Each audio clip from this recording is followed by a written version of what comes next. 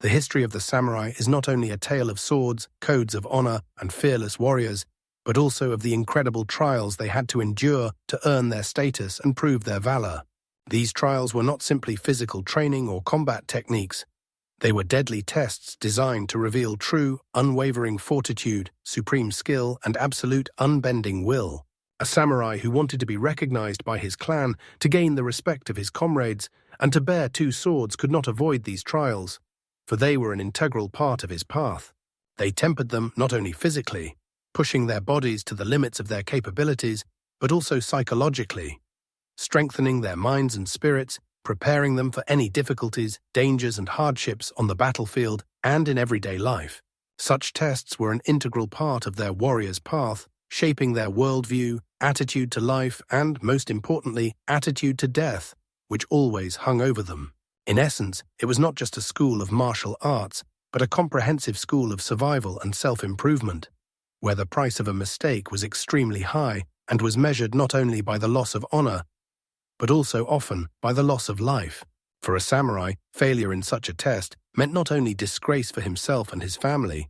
the loss of all privileges, but also often forced ritual suicide or immediate execution. These tests were not random or chaotic. They were part of a deeply ingrained culture based on the principles of Bushido, which valued endurance, discipline, self-control, honor, and self-sacrifice above all else. They were inseparable from the philosophy of the way of the warrior, which required constant, merciless self-improvement and overcoming one's own weaknesses, both physical and mental. Each of these tests was carefully designed to reveal not only physical strength or mastery of weapons, but also, much more importantly, mental fortitude, emotional control, and unwavering loyalty, reaching the absolute. Without passing these tests, a samurai could not be considered a true warrior, ready for any challenges of fate, for only he who had passed through the crucible of the most severe tests, who knew pain, hunger, fear, and loneliness, could truly understand the value of life and death, and be able to make decisions on which depended the fate of entire clans, nations, and even the future of the country. These trials were not public spectacles designed to demonstrate outward greatness or intimidate enemies. They were internal battles, battles with oneself, with one's own fears and limitations, the outcome of which would determine whether a man was worthy of bearing the sword and the title of samurai, or whether he was destined to be a mere shadow of the great warriors. They were secret personal trials that shaped the samurai's spirit, making him invincible from within. Now let's dive into a detailed analysis of these 5 deadly tests that shaped Japan's legendary warriors and allowed them to reach unprecedented heights in their art, becoming the embodiment of the ideal of Bushido, valor, and honor. And the first was the test of composure and acceptance of death, Zanshin. This was not simply a test of physical endurance or virtuoso swordsmanship. It was a deep, internal, existential test designed to teach the samurai to fully accept the inevitability of his own death, while maintaining absolute calm, equanimity of spirit, and impeccable clarity of mind. For the samurai, death was not something to be feared, avoided, or even sad about. On the contrary, it was perceived as an inevitable and natural part of life, as the logical conclusion of the life cycle, which had to be met with dignity, without hesitation, without a shadow of regret, and without the slightest attachment to earthly existence. The idea was that only a warrior who had fully come to terms with his own mortality, who did not cling to life and was not afraid of losing it at any moment, could fight truly without fear, without being distracted by thoughts of possible defeat, pain, suffering, or his own survival. Freed from the shackles of fear, from the desire to live at any cost, he became truly free, which gave him a huge, almost indisputable advantage in battle, allowing him to make lightning-fast, accurate, and effective decisions, unfettered by the instinct of self-preservation. His mind remained clear, like an unclouded mountain lake, and completely focused on the present moment, on the present, without distracting thoughts of the past, future consequences, or personal experiences. This complete focus and readiness for death were the basis of his strength. One of the most severe and widespread forms of such testing was the obligatory presence at public executions of criminals. Young samurai, especially those just beginning their careers and not yet seasoned in battle, were often brought to public executions, which were part of everyday life in medieval Japan, serving both as a deterrent and a lesson to the people. This was not for entertainment or to satisfy the bloodlust of the crowd, but so that they could see with their own eyes the moment of transition from life to death, accustomed to the sight of blood, suffering, agony, and the sheer vulnerability of man in the face of the inevitable end. The goal was to develop a complete lack of emotional reaction to such events, so that they could see them as a natural, if brutal, process, part of the established order of things and the maintenance of justice, rather than as something horrible, repulsive, or compassionate that might weaken their will on the battlefield. This helped them overcome instinctive fear, revulsion, nausea, or panic that might hinder them in combat by distracting their attention or causing unwanted physiological reactions. Attending such events also reinforced their sense of justice and responsibility for maintaining order in society, which sometimes required such harsh and merciless measures, the execution of which fell on their shoulders. They had to watch this process with complete, stony imperturbability, without a single muscle on their face, which would indicate their inner calm, self-control, and complete control over themselves. Any sign of trembling, disgust, pallor, rapid breathing, or even sympathy could be regarded as a sign of weakness, lack of preparation, and perhaps would mean the end of their path as a samurai, their exclusion from the ranks of warriors. Another, more extreme and profound form of mental preparation was the constant, daily conscious contemplation of one's own death. Samurai were instructed to imagine themselves dying every day, morning and evening, and sometimes several times during the day, in various circumstances, in a fierce battle at the hands of an enemy, from a sudden, incurable disease, from an accident, from the betrayal of a friend, from performing ritual suicide, seppuku, if duty required. They were to mentally play out detailed, vivid scenarios of their death, feeling everything down to the smallest detail, in order to accept it as a fait accompli, as something that would definitely and inevitably happen at a certain moment, and for which they must be fully prepared. This exercise, known as kyoji or death consciousness, was intended to bring about a state in which the thought of death ceased to cause fear, anxiety, despair, panic, or even simple uneasiness, turning into a simple, inevitable expectation to which the samurai treated with complete indifference. It helped them to get rid of any attachment to life, to material goods, to fame, to their families, to their own egos, to dreams and plans, which made them truly free, determined, merciless, and fearless on the battlefield, since they literally had nothing to lose except their honor. In battle, such a samurai did not waste precious moments thinking about his fate, about the possible consequences of his actions, about pain or survival, but concentrated completely on the current moment, on completing the task at hand, on every movement of the sword, on every blow, on every breath. He acted intuitively, without internal hesitation, becoming one with his sword, his duty, and his destiny. This state of complete awareness, absolute concentration, impeccable alertness, and readiness for any outcome was called zanshin, which literally translates as remaining mind or unsleeping mind. This means that even after performing an action, such as delivering a decisive sword strike or completing a combat combination, the samurai's mind remains blissfully calm, unperturbed, but at the same time alert, attentive and ready for the next step or for a change in the situation, without loss of concentration or distraction. This test was no less dangerous than the physical ones, because a wrong mental state or loss of control over emotions could lead to fatal mistakes, not only for him, but for the entire unit, for the outcome of the battle. If a samurai failed this, his mind would be clouded by fear, doubt, regret, or anger, making him weak, indecisive, slow, and ineffective in battle, which could cost him his life. Failure in this test meant that the warrior was not ready for a real battle, where any hesitation or second of delay cost the life not only of himself, but also of his comrades and even the Lord, whose fate depended on his steadfastness. This test also included the ability to remain calm and cool under unexpected attack or provocation, when adrenaline is running high and instincts scream about danger, demanding panic flight. A true samurai should not give in to panic, anger, fear, or any other strong emotional outburst,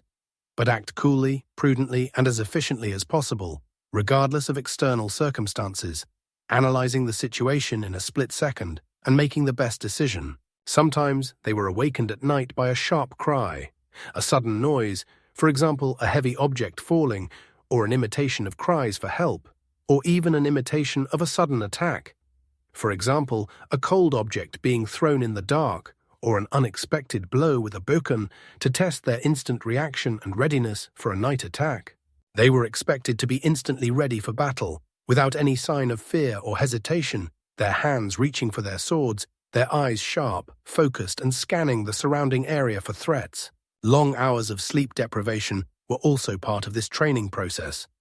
where the samurai had to remain alert and combat-ready despite physical exhaustion, when the eyelids were sticking together and the body was demanding rest and shutdown. Zanshin was also manifested in everyday life, for example during the tea ceremony, where every movement, every gesture, every look, every detail had to be precise, conscious, and complete, symbolizing deep concentration, harmony, and readiness for action, even when there was seemingly no external threat and the person was in a state of rest. This ability to maintain presence of mind and concentration, even in a relaxed state or after completing an action, was the key to the samurai's constant, unceasing readiness for any eventuality. It allowed them to be always on the alert, without wasting energy on unnecessary anxiety, but also without losing vigilance, constantly remaining in a state of complete continuous readiness. This state of mind was the pinnacle of mental preparation, allowing the samurai to act flawlessly even in the face of imminent death, turning him into a living fighting machine where every nerve and muscle was subordinated to a single goal: victory or an honorable death. Only by achieving this level of inner peace, absolute self-control, and unwavering determination could the samurai be a truly deadly and invincible warrior. The second test was long meditations and hermitage in harsh conditions. This test was aimed at developing fortitude, unbending self-discipline, and the ability to overcome any physical suffering and deprivation, pushing oneself to the limits of human capabilities, both mental and physical. Samurai, deeply immersed in the philosophy of Zen Buddhism and other Eastern teachings, believed that true strength is born not only in a fierce battle with the enemy, but also in the depths of the inner world, where the warrior confronts his own weaknesses, fears, desires, distracting thoughts and illusions of the external world, gaining complete control over himself and his consciousness. They understood that mental strength was no less and sometimes even more important than physical strength, and that without it, even the strongest and most skilled warrior would easily break under the pressure of protracted military campaigns, hunger, disease, or psychological torment. One of the most common and cruel ways of such a test was prolonged seclusion in the mountains or forests, often in the harshest weather conditions. In winter, in deep snow, when the temperature dropped to unbearable values, threatening frostbite; in summer, under the scorching sun, causing dehydration and heat stroke; in spring, under pouring, freezing rain, or in conditions of extreme heat and humidity, when the insects became unbearable, without food, without water, and without any shelter for long periods, sometimes reaching several weeks or even months. Young samurai were sent to remote, wild, sparsely populated, and often dangerous places where they had to spend days and nights in complete solitude, eating only what they could find: roots, wild berries, insects, small game that they could catch with their bare hands or with primitive traps,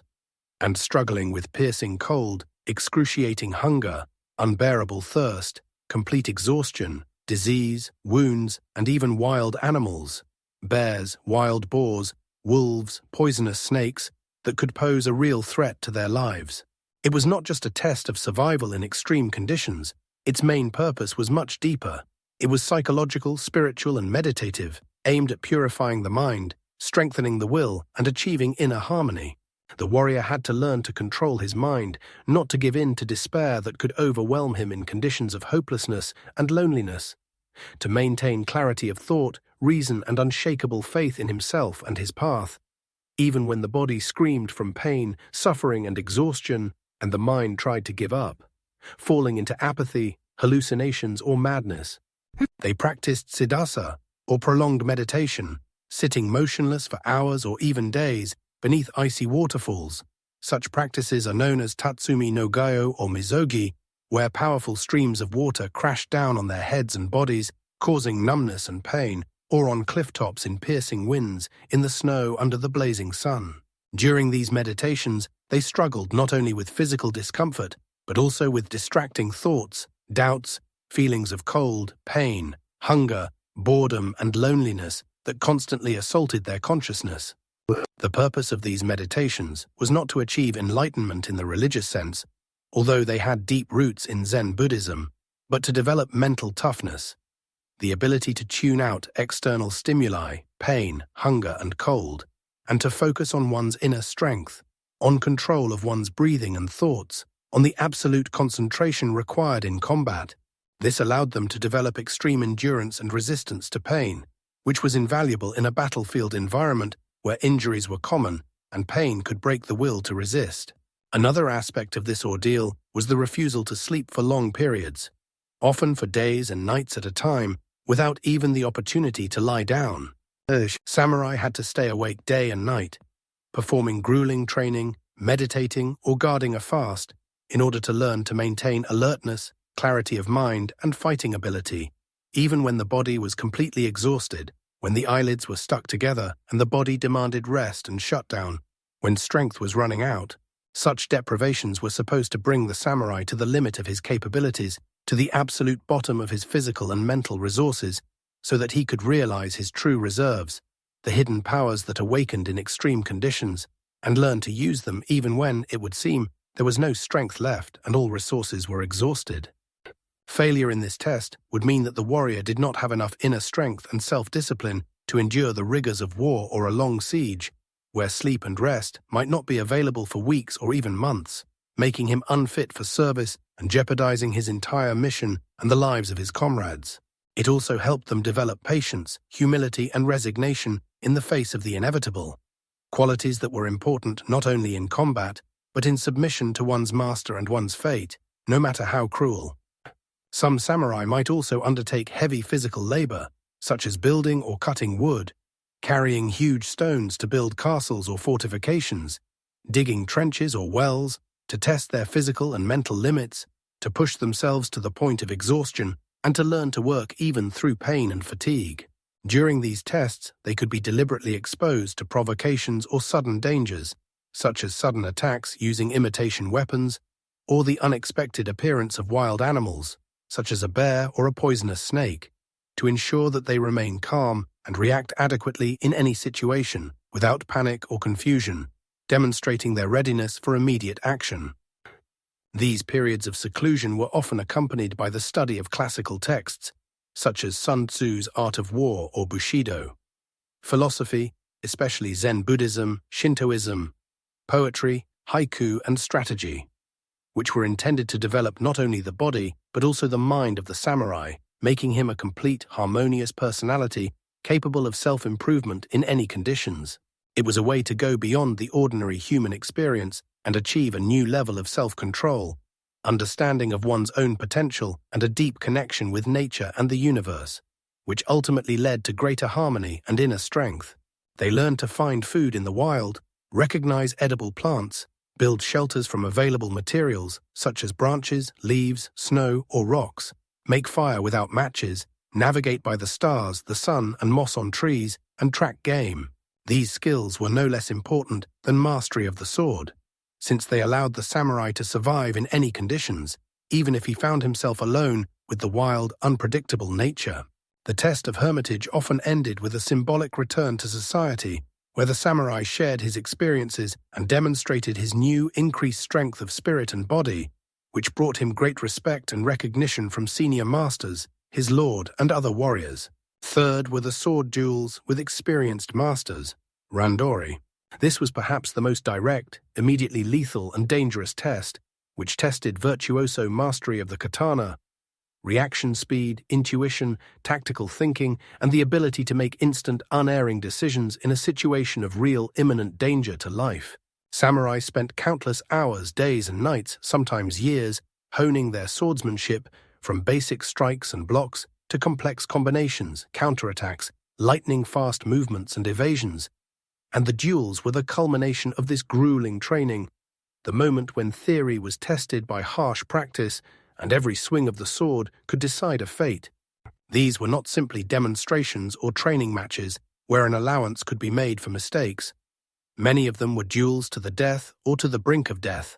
especially when the opponent was an experienced, battle-hardened master who made no allowance for the youth or inexperience of the opponent, but on the contrary, tried to expose all his shortcomings, weak points, and lapses in technique or thinking. The purpose of these duels was not only to defeat the opponent, but also to expose weaknesses in the technique, thinking, and psychology of the young samurai so that he could correct them. The master could deliberately use tricks, feints, sudden changes of tempo to throw him off balance, provoke him to make a mistake, reveal his mental blocks, or test his reaction to an unexpected attack or change of tactics. The loser could be seriously wounded, maimed, lose an eye, or even killed, which served as a harsh lesson to all who were present and a cruel reminder of the cost of making a mistake in the warrior's world, where any misstep meant death. These duels could be fought with either fighting swords, although this was extremely dangerous and was usually only used in the most serious tests, where life was truly at stake and the outcome was irreversible, and such duels were often fought in remote locations, away from prying eyes, or with bokken, heavy wooden swords, or shinai, bamboo swords, which, however, could, if struck hard enough, cause serious injury, broken bones, concussions, internal bleeding, organ damage, and even death if struck in a vulnerable area such as the head, neck, or chest. Or, it was not just about striking, it was much more important to demonstrate mastery of technique, an impeccable understanding of distance, speed, timing, and combat strategy, and the ability to anticipate the enemy's movements in a split second. Reading his intentions from the smallest movements of his body and eyes, the master observed not only the movements of the sword, but also the samurai's facial expression, his breathing, his general demeanor, to understand how much control he had over his emotions and mind, how focused, collected, and capable of keeping his cool in extreme danger.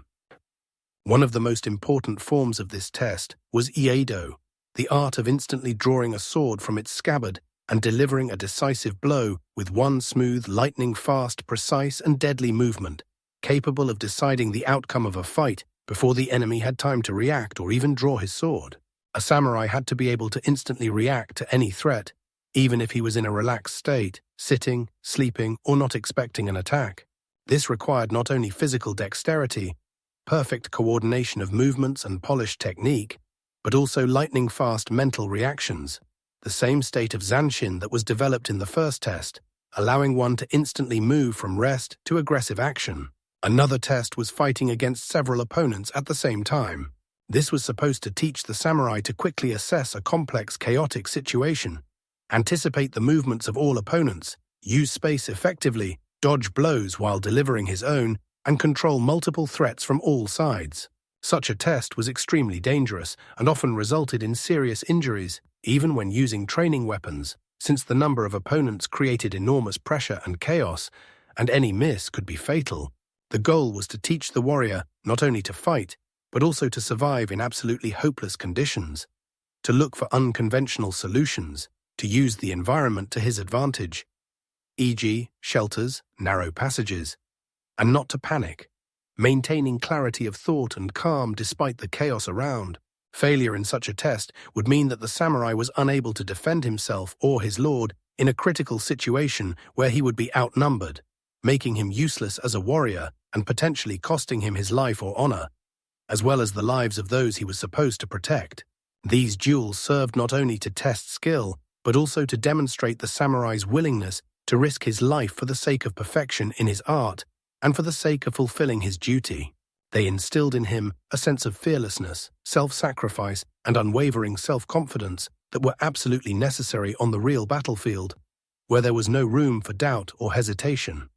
Sometimes duels were fought in conditions of limited visibility, such as twilight, total darkness, or thick fog, or in cramped, uncomfortable spaces, such as a narrow hallway, a dense crowd, or a dense bamboo forest, to further increase the challenge and test the samurai's ability to adapt to changing conditions and operate in an uncomfortable environment where normal tactics would not work. Some samurai schools practiced blindfolded fights, where the warrior relied solely on hearing, intuition, and touch, which developed his sensory abilities to incredible levels, allowing him to feel his opponent's presence and intentions without eye contact. They could also train with heavy or awkward weapons, such as weighted swords or heavy armor, so that the light and familiar weapons would feel weightless and their movements would be even faster, more precise, and more efficient. Masters were always looking for ways to take the samurai out of their comfort zone to bring out his true potential, knock out all his weak points, and temper his character to the limit, turning him into the perfect, deadly fighting machine. The fourth was the test of loyalty and devotion, giri. For a samurai, loyalty to his lord, daimyo, his clan, his comrades, and his duty was the highest virtue, an absolute priority above his own life, the life of his family, his personal interests, his reputation, and even his own honor in some exceptional but crucial cases when total self-sacrifice was required. It was the cornerstone of the Bushido Code, the basis of his existence, his moral compass, and the meaningful center of his life. The loyalty tests were perhaps the most insidious, psychologically difficult, and painful, since they tested not so much physical strength or fighting skills, but moral principles. The ability to sacrifice absolutely everything for the sake of one's duty and a complete lack of egoism, as well as a readiness for complete self-denial and overcoming personal attachments, no matter how strong they were. One such test might be an order to perform an act that directly contradicted the samurai's personal convictions, his inner moral principles, his sense of justice, his religious beliefs, or even his love for his family, but which was absolutely necessary for the good, survival, or political advantage of the lord, or for maintaining his power and the integrity of the clan in the face of brutal internecine strife. For example, a samurai might be ordered to kill an innocent person, such as a child or woman, commit treason against another clan, for a greater strategic purpose, such as saving his clan from destruction, abandon his family, divorce his wife, abandon his children, sever all ties with his parents, sever ties with close friends, or break a sacred oath to someone else, if it served the strategic interests of his daimyo and ensured the stability of the clan or its victory in war. But refusing such an order would mean immediate disgrace, execution for him and his family, the complete destruction of the clan, and compliance would mean eternal torment of conscience, an insoluble internal conflict, and possibly the loss of a part of one's soul. But this was the only way to demonstrate absolute, unconditional devotion. The goal was for the samurai to prove that his loyalty to the Lord was absolute and unwavering, that he was willing to put the Lord's interests, the interests of the clan and duty above his own, even if it meant unbearable moral or physical suffering, as well as rejection from society or the loss of his own identity. This was a test of the limits of loyalty, where personal ethics gave way to a sacred, absolute duty to the suzerain, symbolizing the complete dissolution of the samurai's personality in the will of the Lord. Another form of loyalty test could be the need to hide the crime of the Lord or cover up his unseemly, sometimes dishonest, cruel, or immoral actions, even if it jeopardized the reputation of the samurai himself or his family, leading to their shame and public censure. He had to accept all the shame or guilt upon himself without trying to justify himself in order to protect the name of his daimyo and save his face before other clans, the emperor or shogun, and history. This required great strength of spirit, self-denial, and readiness for self-sacrifice, not only physical but also social, when the name of the samurai could be disgraced for decades, and his descendants could bear this stain. In some, the most brutal and rare cases, the samurai could be forced to kill a member of his family or a close friend if they were recognized as enemies of the daimyo or posed a threat to his power, even if the accusations were false or far-fetched, and their guilt was unproven. Such orders were not just a test, but a terrible trial of humanity, morality, and conscience, but they served as an extreme form of test, showing that loyalty to the master stood above blood ties, friendships, and any personal attachments, that for a samurai there were no other values except service. Refusal was unthinkable, since it would mean betrayal and the destruction of the entire family or the entire clan. A samurai had to carry out an order without hesitation, even if it tore his heart, caused him unbearable inner pain that no one could see or understand, and which he had to hide behind a mask of calm. It was the highest act of self-denial, which exalted duty above everything human. There were also situations where a samurai might be falsely accused of treason, incompetence, cowardice, or some other crime, to see how he would respond to injustice, how he would behave under shame, and what attitude he would take. He was expected to accept punishment without complaint, resigning himself to it and trusting completely in the wisdom of his master, even if it was undeserved, and to wait for an opportunity to prove his loyalty by action, not words or complaints, demonstrating complete submission. He could be demoted, stripped of his property, exiled, tortured, or even imprisoned. But he had to maintain his inner dignity, unwavering faith in his own righteousness, and willingness to serve despite the hardships. Failure in this test meant that the samurai was unworthy of the rank, that he was putting his own interests ahead of his duty, and this could lead to his exile, stripping him of his status, or even being forced to commit seppuku, ritual suicide, to restore the honor he had supposedly lost, or that his lord had lost due to his failure or weakness. Sometimes, to test his loyalty, a samurai might be sent on a long and extremely dangerous mission alone. Given only minimal resources and extremely vague, unfocused instructions to test his initiative, resourcefulness, and ability to act under conditions of great uncertainty, observing how he dealt with difficulties and whether he remained committed to the goal despite the lack of direct supervision and support. These tests were especially dangerous because they affected the deepest foundations of personality and morality, and their consequences could be irreversible not only for the samurai, but for his entire family, affecting his reputation for generations to come, leaving either an indelible stain of shame or eternal glory that was passed on to descendants. They formed a warrior for whom the word loyalty was sacred, not subject to doubt under any circumstances, and was ready to withstand any tests, even at the cost of his own life and conscience. And the last were various tests of survival in solitude and isolation. Hitori-gari. This test was aimed at checking the samurai's ability to exist completely autonomously, his ability to rely only on himself, his skills, and his will to survive in extreme conditions without outside help, without hope of salvation, and to maintain clarity of mind, determination, and combat readiness in complete isolation, when there is no one to rely on and no external resources. This was especially important for scouts, saboteurs, spies, or those who could be cut off from the main forces during a protracted war or a long siege, when help will not come, and all that remains is to rely on themselves and their internal reserves. One form of such testing was to leave the samurai in a wild, uninhabited area, in remote mountains, dense, impenetrable forests, on deserted islands, in endless swamps, or even in the icy northern regions, with minimal equipment. For example, only a sword, perhaps flint and steel for making fire and some rice, or none at all, in clothing not suited to the harsh conditions. He had to find food on his own, hunt game, fish in rivers and lakes, collect edible berries, roots, mushrooms, insects,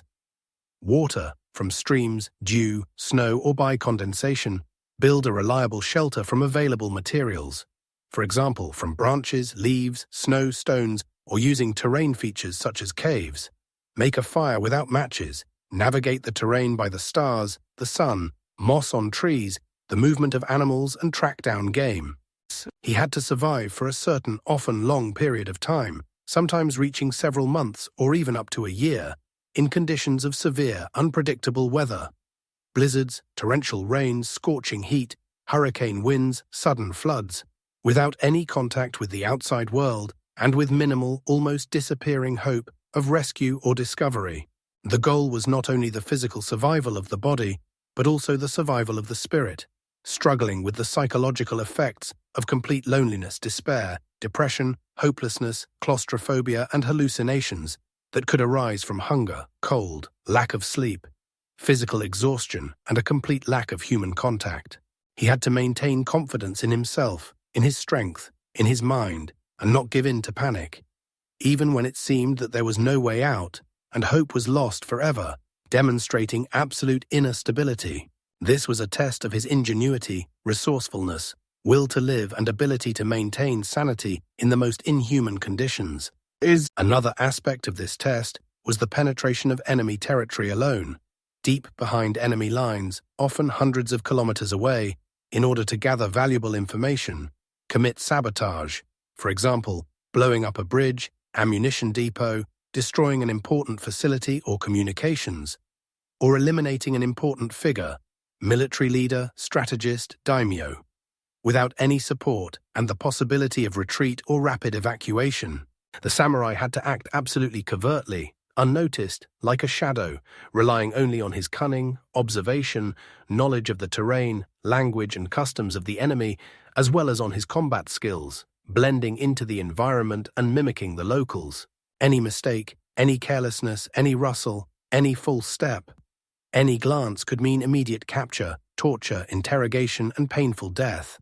And death that could lead to the disclosure of valuable information about one's clan or plans, which was worse than death for a samurai. This required not only physical endurance, the ability to disguise oneself, move silently, and overcome any obstacles,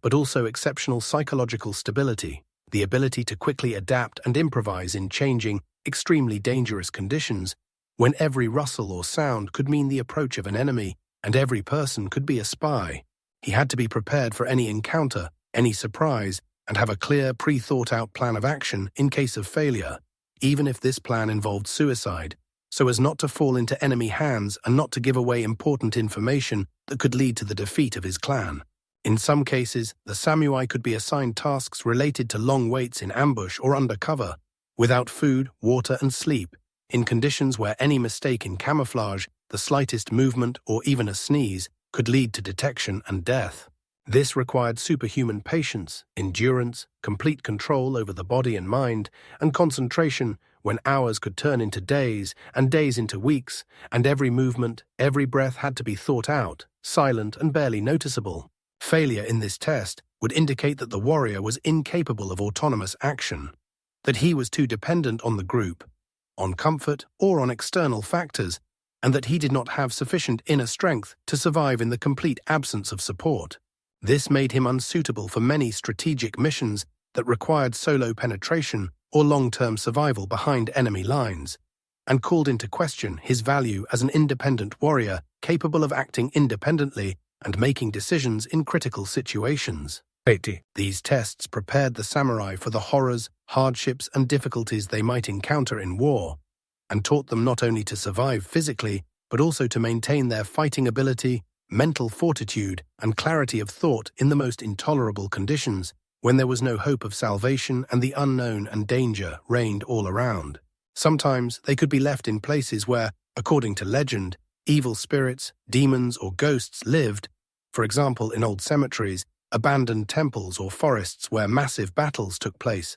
to test their fearlessness in the face of the supernatural, as well as their ability to maintain common sense and not succumb to panic, despite the fear, panic, and hallucinations caused by deprivation and overwork. Such trials formed a personality that was capable of withstanding any, even the most incredible circumstances, relying solely on their inner strength, ingenuity, resourcefulness, and unwavering will. They learned to trust their instincts, read the signs of nature, understand its cycles, use all available resources for survival, turning into masters of self-sufficiency and survival in the wild, able to survive where an ordinary person would perish in a few days. Understanding these 5 deadly tests of the samurai is not just an immersion into an exotic culture of the past or an introduction to ancient military traditions. It is a unique opportunity to see how, through the most severe, sometimes inhuman tests,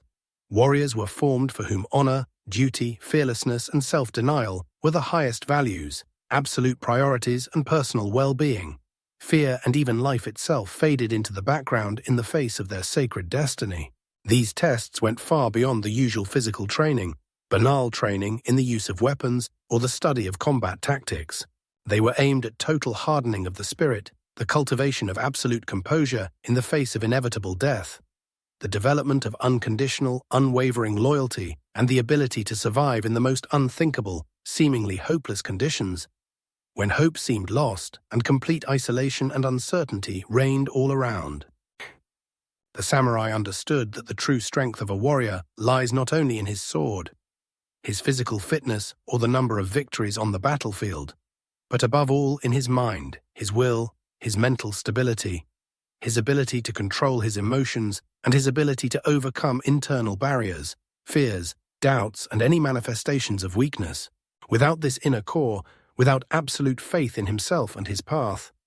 without the readiness to accept any fate, even the strongest and most skilled warrior could break under the pressure of circumstances or when faced with a superior enemy. And although the modern realities of the 21st century seem infinitely distant from medieval Japan with its feudal system, swords and samurai code, the principles laid down in these tests remain surprisingly relevant and applicable in a variety of areas of our lives. The ability to remain cool and clear-headed in crisis situations, when emotions are overwhelming, chaos reigns around, and it is difficult to think rationally, making balanced decisions. The ability to make difficult, sometimes painful decisions under enormous pressure,